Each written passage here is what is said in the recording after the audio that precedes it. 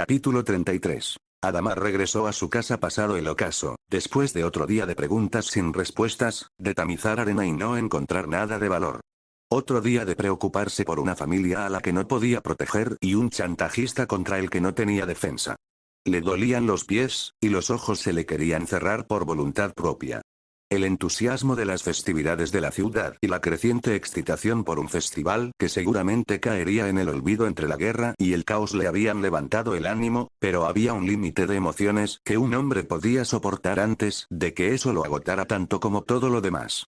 Se detuvo un momento frente a la puerta trasera, observando la cerradura a la luz de la luna. Extendió un dedo y rozó el área del ojo de la cerradura. Le pareció percibir el rastro de un leve aroma. Pimentón dulce, una especia burla. ¿Qué sucede?, preguntó Smith detrás de él. Nada. Adamat abrió la puerta. Habían pasado la mayor parte de la tarde en los archivos públicos buscando los planos arquitectónicos de la casa de Charlemont. Los habían conseguido, pero eran viejos y, ya por su breve visita, Adamat sabía que el archidiócel había hecho cambios significativos a la casa desde que se construyó. Se debatía con la decisión de intentar colarse en la casa durante la noche. Si los atrapaban, las consecuencias serían severas, pero no podía llevar adelante una investigación completa sin realizar una búsqueda exhaustiva. Smith fue directo a la habitación de huéspedes para cambiarse y Adamat fue a su despacho avanzando a tientas por aquella casa vieja y conocida, sin encender las luces. El aroma a pimentón dulce, aún muy leve, era más perceptible en el despacho. Abrió el gabinete de licores, extrajo una botella de aguardiente y sirvió 3 vasos. Se llevó uno consigo y se sentó en su silla. Encendió una cerilla y la acercó al extremo de su pipa. Dio algunas caladas largas para asegurarse de que estaba encendida y expulsó el humo por la nariz. Con la misma cerilla encendió la mecha de su farol. He tenido un día muy largo, dijo. Se llevó el vaso fresco a la frente y observó con los ojos entrecerrados al hombre apostado en el rincón. El hombre se quedó perplejo ante la repentina luz del farol, con la boca entreabierta. Su piel, de un color casi rojizo, lo identificaba como un nativo de Gurla. Su rostro regordete y su cuerpo, fofo en el medio y delicado como el de una mujer, dejaba claro que había sido castrado antes de llegar a la pubertad. Tenía la cabeza afeitada y carecía por completo de vello facial. Adamat señaló uno de los vasos del escritorio. ¿Un trago? El eunuco estaba de pie en el rincón, con las manos metidas en las largas mangas de su túnica. Avanzó lentamente. ¿Cómo habéis sabido que estaba aquí?, preguntó. Tenía un tono de voz agudo como el de un niño. He oído hablar de vos, le dijo Adamat. El asesino silencioso del propietario. Se dice que podéis aparecer y desaparecer sin dejar rastro. Llevo mucho tiempo siendo investigador. Incluso los mejores dejan marcas cuando fuerzan una cerradura. A vos os siguen varias personas, dijo el eunuco. El mariscal de campo Tamas, agentes de Lord Claremonte. ¿Cómo habéis sabido que era yo? Su curiosidad sonaba genuina. ¿Agentes de Lord Claremonte? Adamat procuró evitar que su rostro denotara sorpresa. ¿Entonces ese era el empleador de Lord Betas? Estoy esperando una visita vuestra desde que Tamas me encargó encontrar a su traidor. Tenía que suceder tarde o temprano. No habéis respondido a mi pregunta. Adamat levantó el vaso en reconocimiento a la pregunta, pero no contestó. El eunuco se acercó al escritorio. Examinó el vaso de aguardiente, pero no bebió. Smith entró en la habitación en bata y camisa de dormir.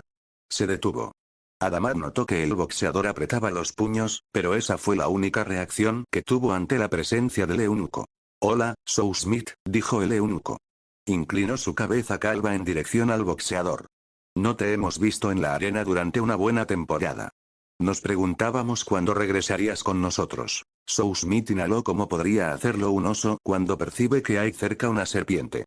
Cuando el propietario cese en sus intentos de matarme, respondió. Toma un trago, amigo mío, le dijo Adamat a Smith. El boxeador recogió su vaso y regresó a la puerta para bloquear la única salida. El eunuco no pareció preocupado. Presumo que vuestra visita se debe a mi investigación, dijo Adamat. El rostro del eunuco adoptó una expresión seria pero práctica. Mi amo me ha dado instrucciones de que responda todas vuestras preguntas, dentro de lo razonable, hasta que quedéis convencido de que él no es el traidor que andáis buscando. Adamat reflexionó. Él ya sabía por qué el propietario apoyaba a Tamas. Una parte de los acuerdos incluía una fuerza policial que habría cambiado drásticamente el submundo criminal de Adopest, y específicamente se mencionaba la cabeza del propietario en una cesta. Ellos sabían que él era demasiado poderoso en el AMPA para dejarlo con vida. Aunque tuviera una identidad desconocida, los queseños habrían despedazado a Dopest hasta encontrarlo. Ahora que ya había quedado atrás el peligro de los acuerdos, el propietario podría querer intensificar el caos imperante eliminando a Tamas. Sin embargo, se enfrentaba a los mismos problemas que varios de sus colegas de la Junta. Si Tamas moría, lo más probable era que Keth ganara la guerra, y las medidas de los acuerdos que buscaban evitar se impondrían de todas maneras, junto a otras adicionales. ¿Por qué sois tan directo?, preguntó Adamat. A mi amo no le interesa que metáis las narices en sus asuntos. Tenéis cierta reputación entre los colegas de mi amo de poseer una tenacidad inquebrantable. Sin embargo, Tamas ha dejado claro que si ordena vuestra muerte llamará su atención de la manera más desagradable. El modo más sencillo de encarar este asunto es acabar de una vez. Muy pragmático, murmuró Adamat. ¿El propietario estaba dando muestras de ser práctico? ¿O trataba de manipularlo a él para alejar la investigación de sí mismo? Adamat hizo rodar de nuevo el vaso de aguardiente sobre su frente. ¿El propietario sabe quién trató de hacer matar a Tamas? No, dijo el eunuco sin dudar.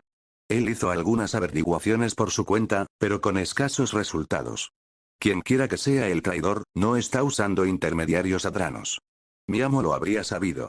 Entonces, el traidor está tratando directamente con los queseños, dijo Adamat. No ha sido el tesorero, dijo el eunuco. Él es el embudo por el que fluye todo el dinero de la ciudad, por lo que el propietario lo observa de cerca. Tampoco ha sido Lady Wenceslav. Tenemos algunos agentes en su casa para mantener todo vigilado. Uno de sus comandantes de brigada estuvo involucrado, dijo Adamat. Solo uno, dijo el eunuco. El comandante Barad no tenía el sentido de lealtad y justicia que tienen los demás. ¿Y el vicerrector? El eunuco dudó. El vicerrector, Prime Lector, es tan impredecible como Brude. Brude. El santo hipócrita de Brodania.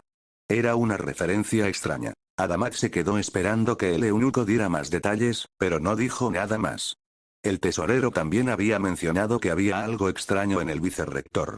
¿Sugerís que Prime Lector es tan capaz de cometer traición como Ricard Tunglar y el archidiocel? Solo es un director académico glorificado.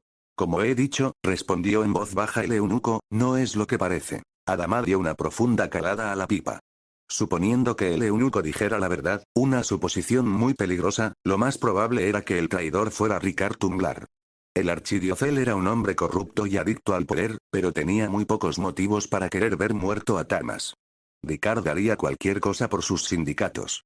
Era perfectamente posible que hubiera llegado a un acuerdo en secreto con los queseños. Volvió a preguntarse si debía correr el riesgo de efectuar una búsqueda clandestina en la propiedad de Charlemont. Parecía ser el único obstáculo antes de acusar abiertamente a Ricard. Por supuesto, aún necesitaba investigar al vicerrector. Gracias, le dijo Adamat al eunuco. Habéis sido de gran ayuda. Decid a vuestro amo que evitaré meterme en sus asuntos. Si me es posible. El eunuco le ofreció una sonrisa superficial. Se alegrará de saberlo. Smith, acompaña a nuestra visita a la puerta. Smith regresó un momento después y se sentó en el sofá. Se me eriza la piel, dijo. A mí también. Adamat respiró hondo, saboreando el aroma del fino tabaco. Era una mezcla de cereza, placentera para la nariz y la garganta, que le dejaba un ligero gusto en la lengua. Tenía un efecto relajante. ¿Crees que dice la verdad?, dijo Adamat. Smith grunó. Tiene reputación de cierta honestidad. Adamat miró con curiosidad al boxeador. ¿En serio? Yo he oído decir que no se puede confiar en el eunuco. En el eunuco no. Pero cuando habla por el propietario, su palabra vale oro. Tendré que confiar en ti, dijo Adamat, aunque tomó nota mentalmente para revisar los asuntos del propietario, aunque no tan en detalle como para terminar muerto. Pasó la siguiente hora ante su escritorio, leyendo el periódico del día mientras Smith dormitaba en el sofá. Cuando decidió irse a la cama, la noche estaba muy tranquila. Subió la escalera enérgicamente, sumido en sus pensamientos y con Smith detrás. Cuando llegó a la parte de arriba, Adamat notó la oscuridad del corredor. ¿No prendiste el farol cuando subiste? Algunos instintos iban más allá de los meros reflejos.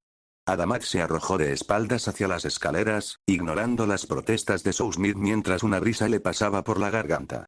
Smith maldijo en voz alta, y se oyó el disparo de una pistola. Adamat se quedó tendido en la escalera, allí donde había caído, con los oídos retumbándole. El disparo había sido en el corredor del piso de arriba. No creía que le hubieran acertado, y no se atrevía a preguntarle a Sousmith. Se llevó una mano a la garganta. Sintió algo de sangre. El roce de una navaja. Apenas le había tocado la piel. Adamat escuchó con atención. El boxeador había caído hasta la planta baja y yacía al pie de la escalera. O tenía la entereza mental para quedarse en silencio o estaba muerto a causa del disparo. Adamat rogó que se tratara de lo primero. Respiró hondo. Quienquiera que fuera el que lo había atacado lo estaba esperando en la parte superior de la escalera. No había habido movimiento en el corredor. Las tablas del suelo crujían terriblemente.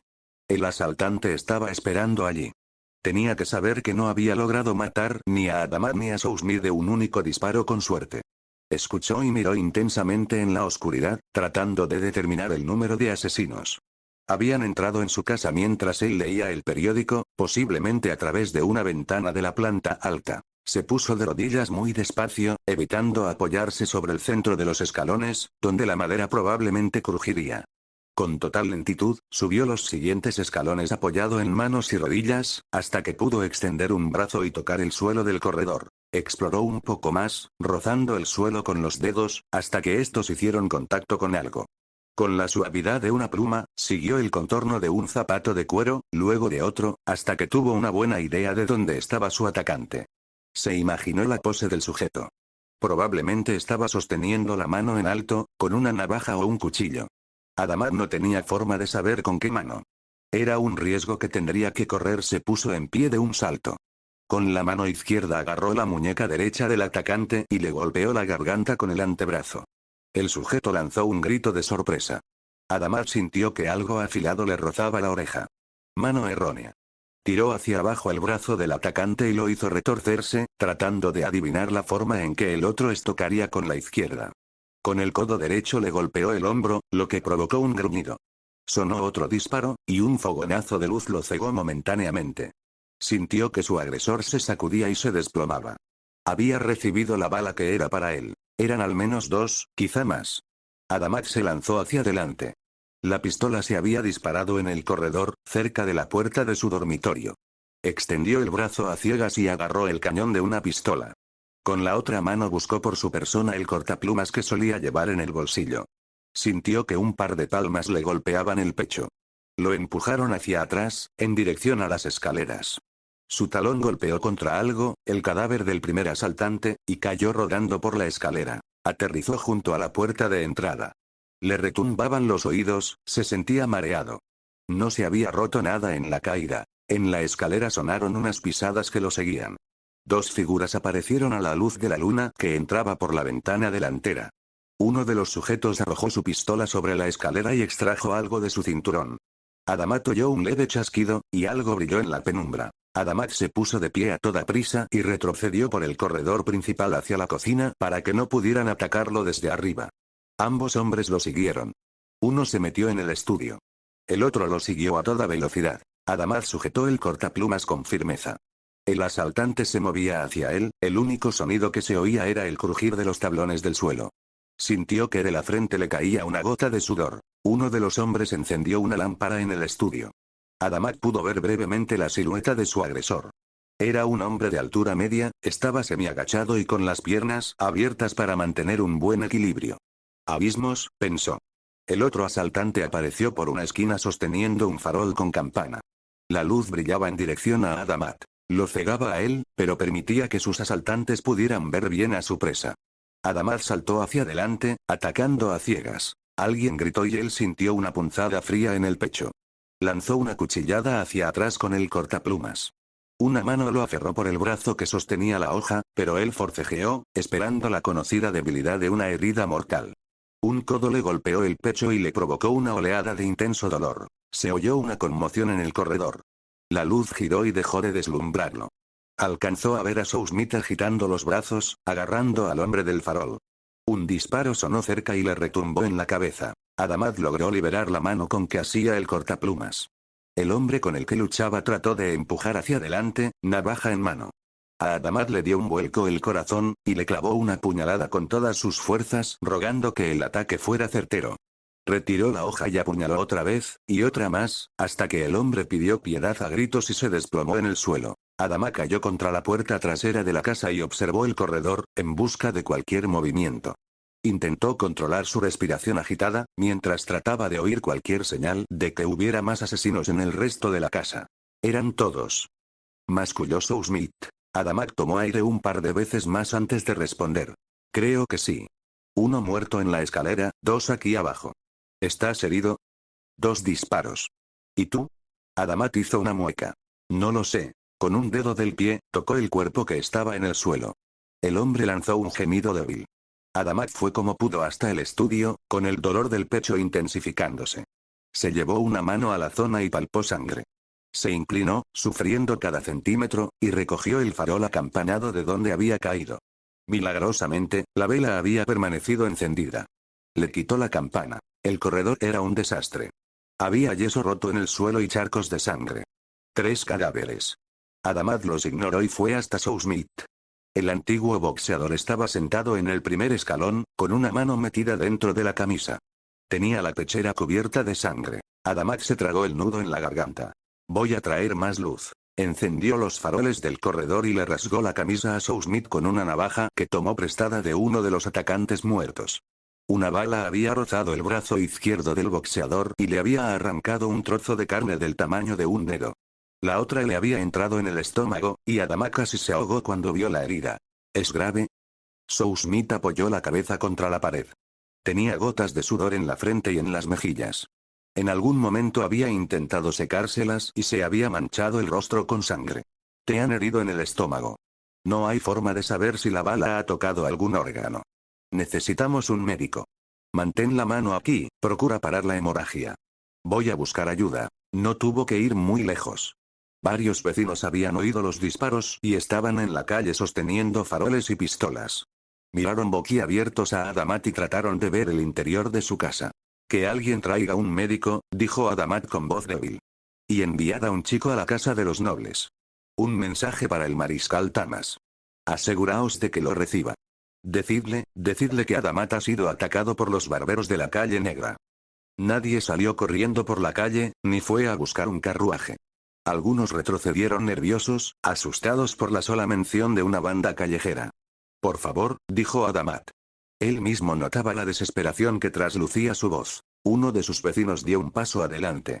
Era un caballero mayor, un veterano de las guerras burlas, con grandes patillas grises y una chaqueta negra sobre la camisa de dormir. Tenía un viejo trabuco en las manos. Adamat recordó que se llamaba Tuluart. Yo tengo algo de experiencia en medicina. Del campo de batalla, dijo Tuluart. Se volvió y gritó hacia el interior de su casa. Millie. Envía al muchacho aquí afuera. Ahora. Se volvió hacia el grupo de curiosos. Regresad todos a vuestras casas. Vamos. Adamat le hizo un gesto de agradecimiento con la cabeza. Tuluart entró en su casa. ¿Estáis herido? Le preguntó el otro. Adamat señaló a Smith. Él está peor. Ha recibido un disparo en el estómago. Tuluart hizo una mueca y miró los cadáveres con ojo de experto. Pasó por encima de ellos y se dirigió a Smith. Adamat suspiró y se dejó caer contra la pared. Se reservó un momento para observar bien la carnicería. Uno de los hombres aún se aferraba a la vida, tendido en la entrada del estudio. Adamat ignoró su mirada suplicante. El segundo cuerpo estaba en lo alto de la escalera. Estaba de costado, con un balazo que le había disparado su propio camarada en el intento de matarlo a él. La bala le había entrado por la mejilla y le había dado muerte instantáneamente. Un hilo de sangre iba cayendo por los escalones. El último cuerpo seguía de pie, con la cabeza incrustada en la pared. Adamat se acercó a tropezones para observarlo más de cerca. Era el que había estado sosteniendo el farol.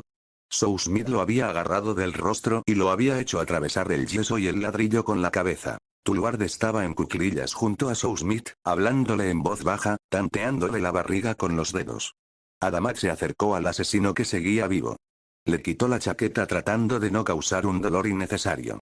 El hombre gimió. Estoy tratando de ayudar. Adamat se quedó helado. Volvió a mirar el rostro del sujeto. A mirarlo realmente por primera vez. Coel, dijo. Se trataba del ayudante escuálido de Ricard.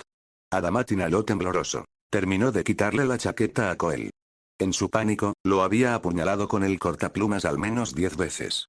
Las heridas no eran profundas, pero se desangraría rápido. Le levantó la manga de la camisa para asegurarse. Allí estaba, como lo había supuesto, en el antebrazo. Un tatuaje negro de una navaja de barbero. Coel ya había muerto para cuando llegaron los soldados de Tamas. La casa se llenó de hombres, lo que disipó el temor de Adamat de que llegaran más barberos a terminar el trabajo. Un equipo de médicos se llevó a Sousmith a la sala de estar, y sus gritos y maldiciones fueron la prueba de los esfuerzos que hizo el equipo para extraer la bala. Adamat estaba sentado en la escalera, mirando la puerta de entrada con expresión vacía mientras la gente entraba y salía. Eso necesita puntos. Adamat levantó la mirada. Al pie de la escalera se encontraba Tamas, con una mano en la barandilla, apoyando su peso en una muleta. Apestaba a pólvora. Le señaló el pecho con la cabeza. Él bajó la mirada. La herida era superficial, pero escocía como si le hubieran echado zumo de limón, y aún sangraba.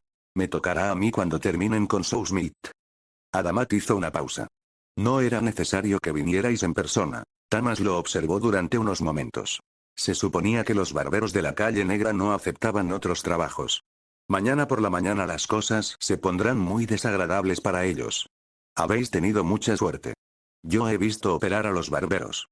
Tamas desvió la mirada y observó las manchas de sangre del suelo. Es una lástima que ninguno haya sobrevivido. Sí, dijo Adamat. No estaba pensando con claridad, asaltado en la oscuridad por hombres con navajas, gruñó. Pasarán meses hasta que pueda volver a afeitarme. Se pasó una mano por la garganta, donde la piel apenas había resultado herida. Tenía una línea de sangre seca. Le tembló la mano.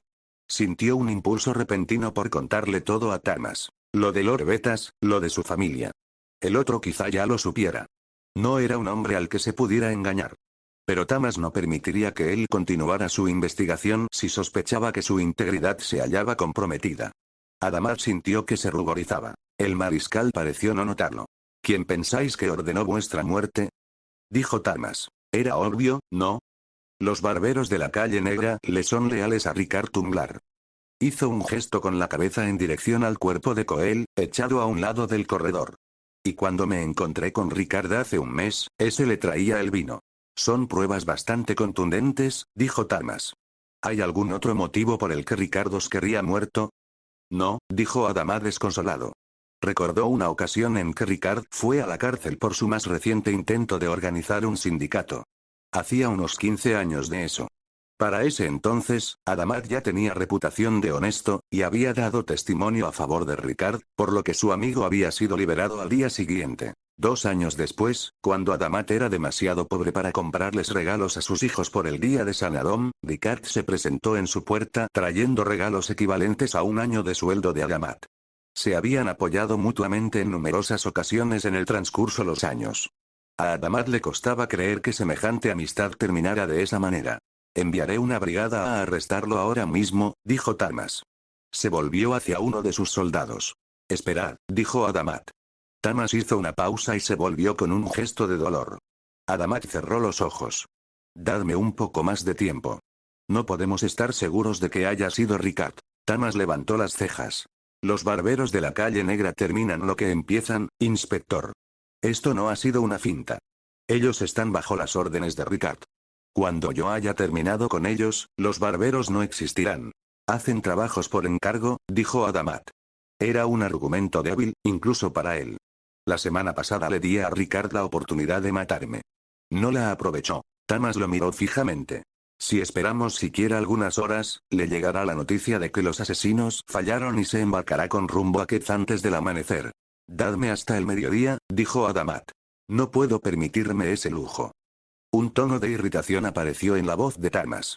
Si el traidor se me escapa, perderé todo control sobre la Junta, y se pondrán en mi contra. Enviad una brigada, dijo Adamat. Que observen a Ricard. Y desde este momento, que lo arresten si trata de escapar. Será una señal inequívoca de que es culpable. Pero si vos cometéis un error ahora, seguiréis teniendo al traidor en vuestro entorno, y a los nobles guerreros del trabajo en vuestra contra. Tamas pareció dudar. Concededme hasta el mediodía. Creo que puedo llegar al fondo de esto. ¿Cómo? Adamat tragó saliva. Necesitaré que me prestéis uno de vuestros magos de la pólvora. Voy a hacer una visita a los barberos de la calle negra.